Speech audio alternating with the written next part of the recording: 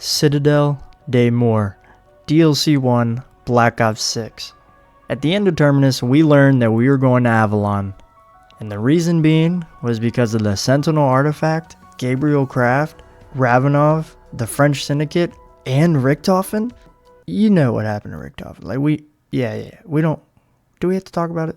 All these story implications coming back, and then we found out that this map was being released like a month into the game. Me personally, I was like, holy shit, it's gonna be rushed. Like, why are they trying to push it out so soon? And then the trailer started coming out, and when I seen that castle and those swords for the first time, man was I hyped, because I was getting these Dreisendrach vibes, and man oh man, other people were too. And on December 5th, 2024, Treyarch released Citadelle, Day More. And the question is, did this map live up to the DE vibes, or is this map just really hyped up and gonna be forgotten about in a couple years from now? Well, there's no better way to find out than through a pros and a cons list, so let's get straight into it.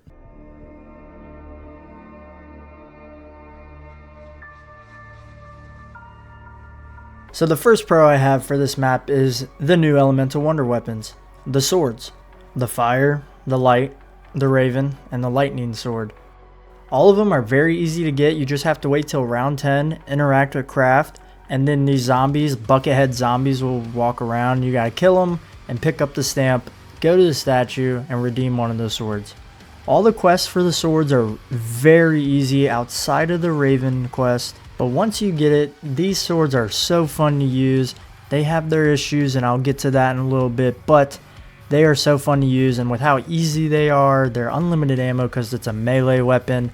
Fantastic. I'm so happy to see that we got elemental wonder weapons back again. I think the last time we did see them was D Machine. These wonder weapons, they're really cool. Next up, the peanut butter to the wonder weapons jelly, the incantations. They are so fun to use, so cool. They do a lot of damage. They're easy to get. Like the fire one in particular, I think is the best one because it just absolutely melts the amalgam. And you know, you don't have to buy them. You don't have to go to the armory, spend salvage on them. They're free. They're unlimited. They do go on a bit of a cooldown, I believe, but even then. Next up, the Maya cutscene. My goodness, this is so dope. A character-based side Easter egg with a full cutscene. It was fantastic. Treyarch, you guys need to do more of this. I love it. Every time I remember that I'm about to hop on Citadelle, I try and switch over to Maya. I love doing this little side Easter egg. It does give you a gold GS45. It's so easy to do. You just interact with the radio right next to that door by Voltraid, go through it, kill some Doppelgast. Boom, you kill Franco, revenge for Nathan and yourself. But I will say, her quote after you get out is very, very brutal. Just ran an errand. Franco's proper cooked. We're talking French toast. Next up is the PhD side Easter egg. This side Easter egg is very easy and fun, and it gives you PhD because there's no PhD perk machine, and that might be a little issue I have with the map is no PhD. But you can get it. You can get it through the side Easter egg, bartending. It's a little mini game. It's fun. It's a very fun one. Next up, the new enemy type, the Doppelgast. Hindsight is a bitch because this enemy was released on every single map after Citadelle. But when it first was released, this was a great balance for the amalgam. I like the Doppelgast. I really do. Even though he's on other maps, and to me that just brings down how much I like the Doppelgast. On Citadelle, he's the best. And I really wish that they would have kept him on Citadelle only. But as you know, they didn't. But on Citadelle, he's fantastic. Next up, these traps, the eye traps, the power traps, whatever they're called. These are very fun to use. Like, you have to use them during the Easter egg, but even if you're just playing for fun, like when you activate one, it gives you unlimited ammo. You can just spam away. I think the high round strat is using these traps with an RPG, and you're just spamming the floor with it. I like it. The oil trap as well is dope. You activate it, throw a Molotov. It's going to absolutely kill everything as soon as it touches it. They did very well with the traps on this map. Next up, this map has such a fantastic boss fight, and the arena is beautiful. The Guardian, while yes, he can be a challenge, ever since the release of Double Tap and the Maelstrom got an upgrade, this thing gets absolutely shredded. But when this boss first came out, man did he rival Patient 13 from Terminus. I still personally like Patient 13 more, but this boss fight is so good. It's so fun to play against. The Guardian has aura. The arena is so fire. Literally.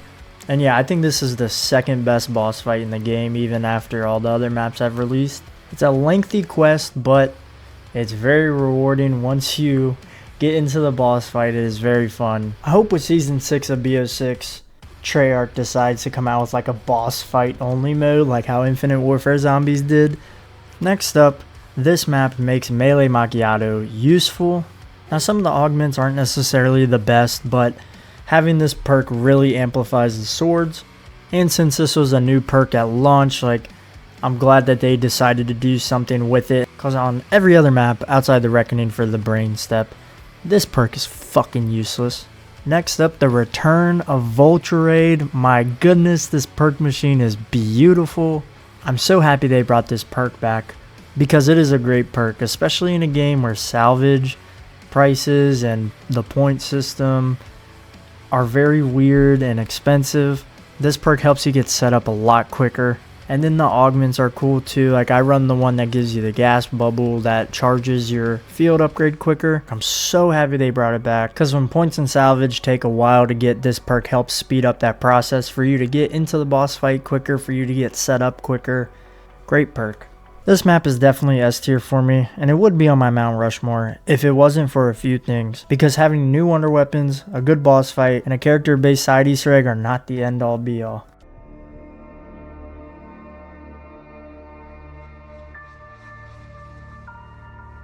Getting into the cons, I mentioned it in the pros, but I have to mention it here in the cons as well. Kind of an in-between thing for me, but having no PhD machine does suck. I know it has the side Easter egg. You can only do it once though, which sucks, and I just wish they would have had the PhD machine. Next up, the parasites came back onto this map, and this is a map with swords. So while you're using the swords and parasites are shooting at you, as they do, you have to look up, sometimes jump, to swing at them, and sometimes you don't even hit them. I don't even use my swords on the parasites except for getting the light sword, and to me it just slows down like gameplay when I have to take out my maelstrom or whatever gun I'm using to just shoot down the parasites and then pull out my sword again. I don't know, if it was just vermin on this map would be way better, way better. But yeah, parasites on this map is an L for me. The swords did get buffed, but they are a little weak still. The lightning sword attack is terrible. It is not useful when you get into the 30s. And sometimes it is very hard to tell when these swords are fully charged for you to do their ability. Outside the fire one, that one's real easy to tell. I swear there's a sound cue for it, but I swear I always miss it. They nerfed the light sword, which I don't think they needed to do. Now, is it just me, or is the sword hit detection like weird? I don't know, sometimes when I'm swiping my sword at the zombies, like, it sometimes doesn't hit some of them, but then it does. Like, I'll be close to a zombie and like my sword misses, but then it'll hit the one behind the one and I was intending to hit. I don't know, it's very weird, and it might be a nitpick, it might be just a me problem, I might just be ass at the game.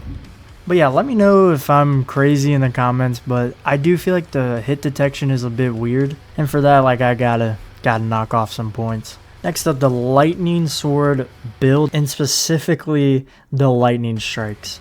I swear, sometimes it feels like I'm waiting around and running a train with these zombies forever for the lightning to strike this sword, because for some reason I'm either waiting 10 minutes or 2 seconds for all these lightning strikes to hit. Next up is the Raven sword build. The puzzle, I still can't figure it out. I have to look it up online, which that's no problem, but like, I just can't seem to figure out what the puzzle means. And then the orb step is so tedious. Good luck trying to do this at the start of a round. It is damn near impossible because the orbs are so slow, but then they follow you everywhere you go, which I know that's what's supposed to happen, but you make the littlest movement and that thing is going off track so quick. Next up, this map is just, it's very dull in color. It's just lacking color. Like, the swords are very colorful, but the map itself, like, it's just dull. It's just like a brownish, grayish color palette, and it's very gross. And the boss arena looks great, but that's it. Everywhere else just looks brown and just gross. yeah, the color palette, not it on this map. Last but certainly not least, the Pack-a-Punch camos are terrible. These Pack-a-Punch camos suck. They look like cosmic puke. It's disgusting. They did not cook with these camos. And if I forgot any pros or cons to this map, I will put them down in the comments below. So my final thoughts on Citadelle Day More is it's a great map for hardcore and casual play. Easily obtainable wonder weapons with a bit of tediousness for sure. But all in all, it was such a fantastic Easter egg with a great boss fight. I like high rounding on this map. And with map unique items like the incantations, the red eye traps, oil traps, and swords to make for a memorable experience, you can't find an experience like this anywhere else on BO6. And that's what makes this a great map for me. I'm going to give Citadelle Day More a final rating of an 8.6 out of 10. And if you guys enjoyed this video, please drop a like, comment, and subscribe. I will be reviewing all the other BO6 maps. I've already reviewed the Tomb. Go check that out if you haven't. And have a good one. Goodbye.